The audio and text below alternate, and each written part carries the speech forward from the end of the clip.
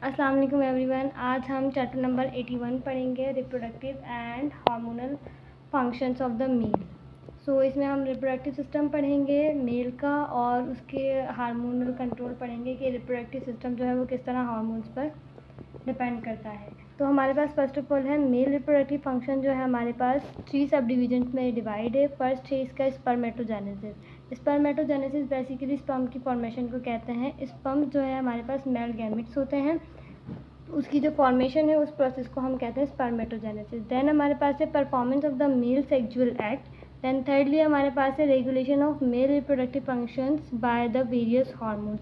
Thirdly हमारे पास जो रेगुलेशन है मेल रिप्रोडक्टिव फंक्शन ये हार्मोन्स के थ्रू होता है, मतलब पूरा जो मेल रिप्रोडक्टिव फंक्शन है उसके accessory sexual organs, cellular metabolism, growth और जितनी भी चीज़ें हैं वो सारी हार्मोन्स के कंट्रोल में होती है। ये सारा हम अभी डिस्कस करेंगे। इसके बाद हमारे पास यहाँ पर जो है इस वाली फिगर के अंदर यहाँ पर हमें शो करवाया गया, और ये जो पूरा है इसमें हमें मेल रिप्रोडक्टिव सिस्टम का या मेल रिप्रोडक्टिव ऑर्गन का जो है वो पूरा ओवरव्यू दिया गया है। पूरा ओवरव्यू दिया गया है जिसमें हम फिजियोलॉजिकल एनाटॉमी पढ़ेंगे मेल सेक्सुअल ऑर्गन की। इसके अंदर मैं आपको आज ये ओवरव्यू दे दूँगी पूरा। हमारे पास जो मेल रिप्रोडक्टिव ऑर्गन होता है हमारे पास वो होता है टेस्टिस। टेस्टिस जो है हमारे पास वो मेल रिप्रोडक्टिव ऑर्गन होता है, जिसमें हमारा पूरा प्रोसेस जो है हो रहा होता है, स्पर्म की फॉर्मेशन वगैरह सब।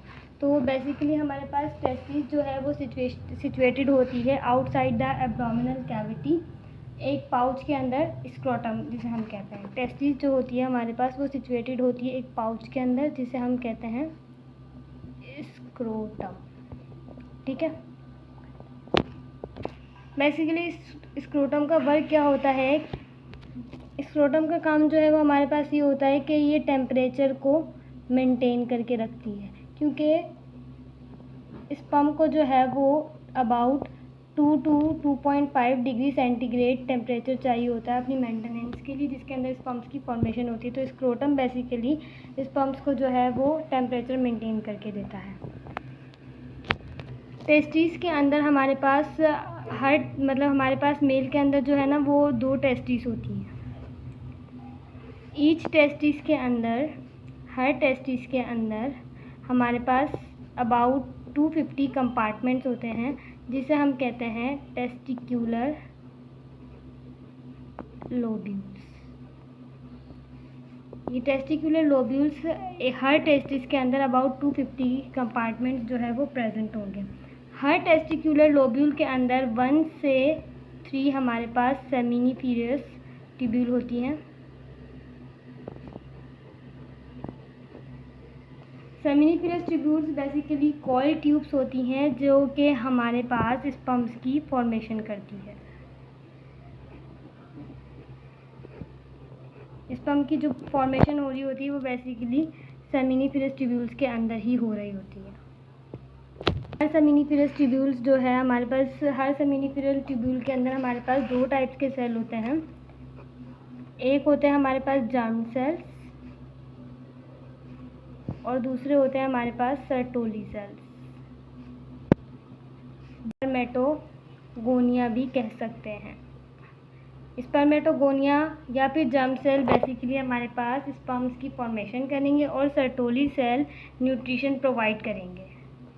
सर्टोली सेल्स का काम क्या होता है कि ये न्यूट्रिशन प्रोवाइड करते हैं जर्म सेल्स को for the formation of sperms.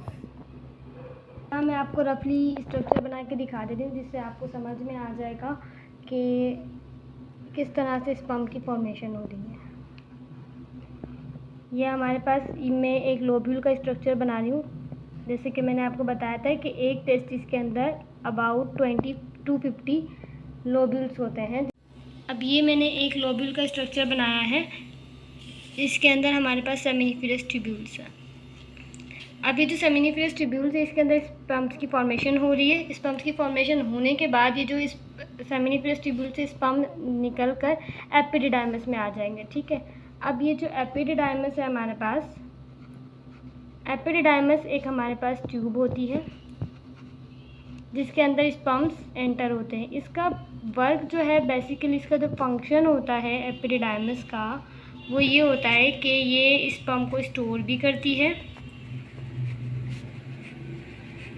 और साथ ही साथ ये स्पर्म्स को जो है वो मोटिलिटी भी प्रोवाइड करती है।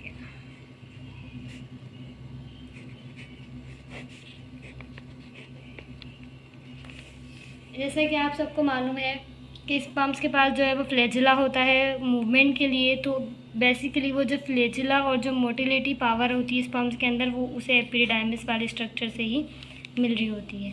एपिडिडाइमिस से जब उसको मोटिलिटी पावर मिल जाती है, फिर ये जो एपिडिडाइमिस है यहाँ से स्पर्म्स निकल कर हमारे पास चले जाते हैं नेक्स्ट वास डिफरेंस के अंदर।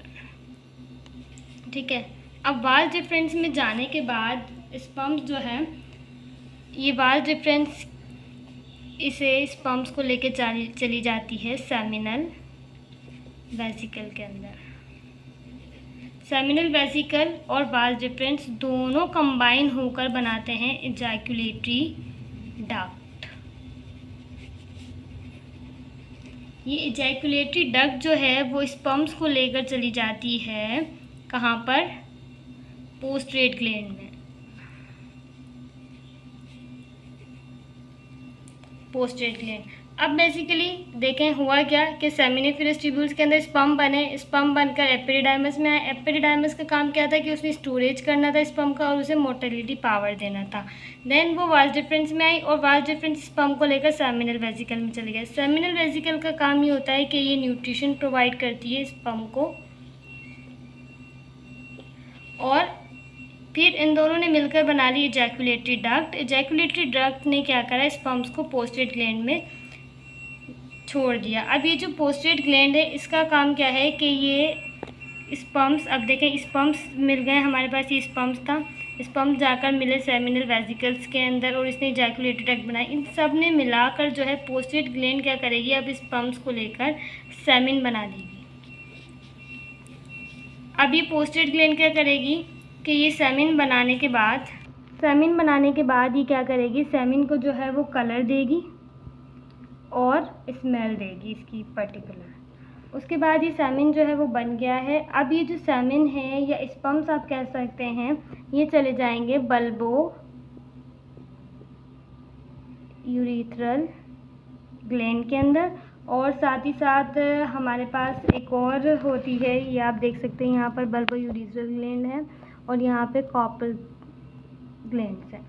ये दोनों ग्लैंड जो है वो यूरिथ्रा के बहुत ज़्यादा नियर होती है, बहुत ज़्यादा करीब होती है।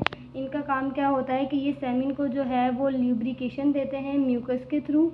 अब बेसिकली जो हमारे पास बल्बो यूरिथ्रल के अंदर और इस कॉर्पस ग्लैंड के अंदर जो सेमिन की सिक्रेशन रखी हुई है, उसके अंदर हमारे पास सेमिन जो है वो तकरीबन 10% होता है और हमारे पास स्पर्म्स जो हैं वो अबाउट 60% होते हैं, और हमारे पास सिक्रीशन जो होती है सेमिनल वेसिकल की वो अबाउट 30% होती है, और हमारे पास बाकी का जो रह जाता है वो पोस्ट्रेट और बल्बो यूरिथ्रल ग्लैंड के सिक्रीशंस मिक्स होकर हमारे पास फाइनली सेमिन बन जाता है। ये सारा जो था वो बिल्कुल पूरा ओवरव्यू था मेल रिप्रोडक्टिव सिस्टम का, मेल रिप्रोडक्टिव ऑर्गन का, जो कि मैंने इस वीडियो में आपको पूरा बताया है। इसको मैं सम अप कर देती हूँ लास्ट में दोबारा से, ताकि आपको और क्लियरली समझ में आ जाए। रिप्रोडक्टिव फंक्शन क्या हो, रिप्रोडक्टिव और हार्मोनल फंक्शन जो है मेल का, वो रिप्रोडक्टिव फंक्शन जो है इसका वो 3 सब डिविजन्स में डिवाइड। स्पर्मेटोजेनेसिस में हम फॉर्मेशन ऑफ स्पर्म्स पढ़ते हैं, ठीक है। उसके बाद हमारे पास फॉर्मेशन है मेल सेक्सुअल एक्ट की, उसके बाद रेगुलेशन है मेल रिप्रोडक्टिव फंक्शंस की, कि हार्मोन्स के थ्रू किस तरह से मेल के जो फंक्शंस हैं रिप्रोडक्टिव वो कंट्रोल में रहते हैं। देन हमारे पास फिजियोलॉजिकल एनाटमी है मेल सेक्सुअल ऑर्गन की। मेल सेक्सुअल ऑर्गन की फिजियोलॉजिकल एनाटमी आप इसमें से पूरा देख सकते हैं, जो इसमें है वो मैंने यहाँ पर डिफाइन कर दिया ताकि आप लोगों को इजीली समझ आ सके।